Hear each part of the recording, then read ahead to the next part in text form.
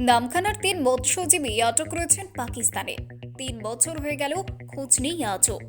2025-এর শেষের দিকে আসার চিঠির পর আর কোনো খোঁজ পাওয়া যায়নি। এদিকে চিন্তায় রয়েছেন তার পরিবার। মঙ্গলবার এই খবর সম্প্রচার হওয়ার পরেই নড়ে চড়ে বসল এলাকার প্রশাসন এবং রাজনৈতিক ব্যক্তিত্ব। হঠাৎ দেখা গেল আজ সাংসদ বাপি হালদার, কাকদ্বীপের বিধায়ক মন্টুরাম পাখিরা, রানীগঞ্জ থানা আধিকারিক সহ একাধিক প্রশাসনের লোকজন অসহায় 3 মৎস্যজীবীর বাড়িতে পৌঁছে গেলেন। সমস্ত রকম সাহায্য এবং পাকিস্তান থেকে ফিরিয়ে আনার সমস্ত ব্যবস্থা করবেন বলে কথা দিলেন সাংসদ বাপি হালদার।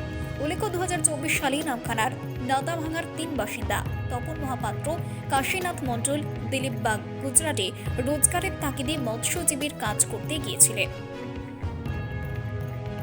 কি বললেন তারা? ওনার আশ্বাস দিয়েছি নিয়ে এসে দেবে আমার স্বামীকে।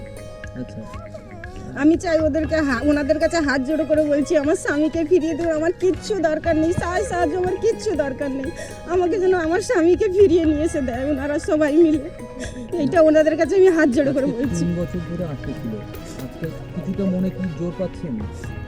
মনে তো জোর পাচ্ছি যে ওনারা নিয়ে এসে দেবে। একটু কথা হচ্ছে। হ্যাঁ। আর কোনো লাস্ট কথা হয়েছিল? না আর কিছু কথা হয়নি? না। আপনার নাম?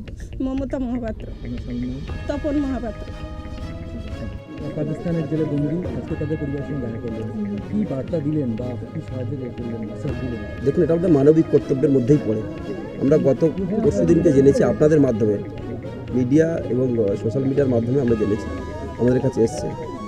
আমরা জেনে অবাক হলাম যে 3 বছর হয়ে গেছে আমাদের কাছে কোনো মেসেজ, কোনো খবর পৌঁছায়নি।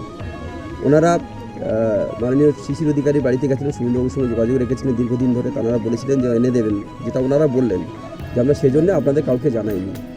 তো সেটা আমাদের কাছে খুব প্যাথেটিক লেগেছে যে এতদিন হয়ে গেল, জানাতেও দেয়নি, করেও দেয়নি। দেখুন, আমরা মানবিকতার খাতিরে মানুষের জন্যই মূলত আজকে কাজ করছি। মানুষের ভালো থাকা, ভালো রাখা, এটা আমাদের দায়িত্ব, কর্তব্যের মধ্যে পড়ে।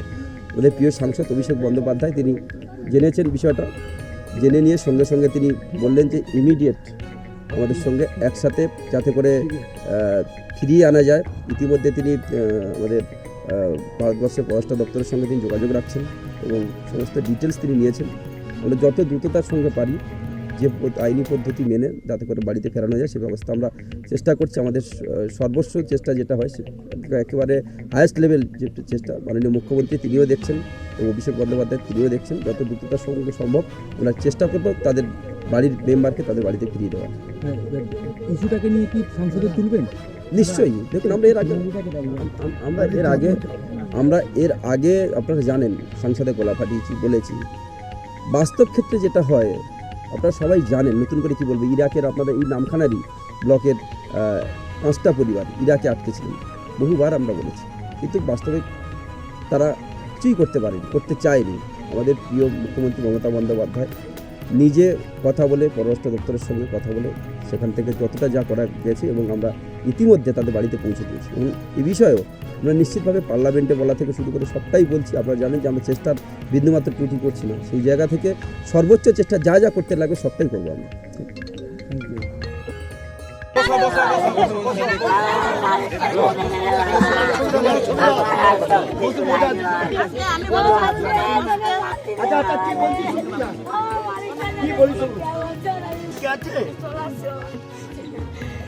কতজন এখানে, আমাদের এখানকার কত আছে?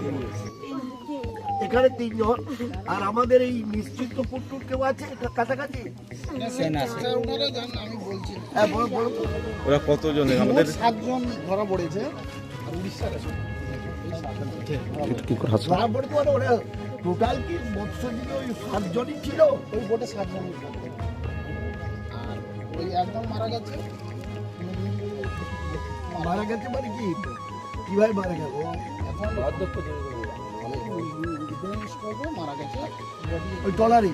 না, ওই জেলে মারা গেছে। বড় পাঠিয়েছে, সত্তাবু হয়েছে নদীরে। এরাই আমাকে ভয় করে পাঠিয়েছে, মারা গেছে বলে। স্বপন রানা মারা গেছে। এরা আমাকে ওখান থেকে হোয়াটসঅ্যাপে চিঠি করে পাঠিয়েছে যে একজন মারা গেছে, আধার কার্ড সব পাঠিয়েছে আমাকে। বলে এই লোকটা তাদের বাড়ি চিন্নাপাড়া। এবার আমি ওনাদের বাড়ি কনফার্ম করেছি, কনফার্ম করার পরে ওরা মেদিনীপুরে যার বাড়ি। হ্যাঁ ওরা থানায় গিয়ে কি করেছে সেটা তার তাদের তথ্য আমার ব্যাপার, কাছে নেই। তারপরে ওরা লাশ নিয়ে এসে এই পর্যন্ত আমার শেষ। তারপরে ওরা কি নিয়ে এসে কি করছে কিভাবে বাংলাদেশের সঙ্গে তাড়াতাড়ি চলে আসে। দিদির কাছে নিয়ে যাবো, দিদির কাছে নিয়ে যাওয়া বলেছে, আপনি দাদার কাছে নিয়ে যাচ্ছেন। সবার কাছে আমি গেছি স্যার, আমি সবার কাছে গেছি, সবাই বলেছে দেরি হবে হাজবেন্ড বলে দিদির কাছে নিয়ে যান, আপনারা যাচ্ছেন দাদার কাছে যদি পারেন। ঠিক আছে, আমরা দেখে নিচ্ছি, মা একটু হচ্ছে আমার স্বামীটাকে তোমরা সবাই মিলে এনে দাও, আমার আর আজকে কিছুই করো না। এমপি এবং এমএলএ আপনার বাড়িতে এলেন, কি বললেন তারা? বললে তারা বলে আমরা চেষ্টা করছি সবাই মিলে দেখি আনতে পারি কিনা, আমরা যথাযথ আমি চেষ্টা করি। আপনারা কি যোগাযোগ করেছিলেন?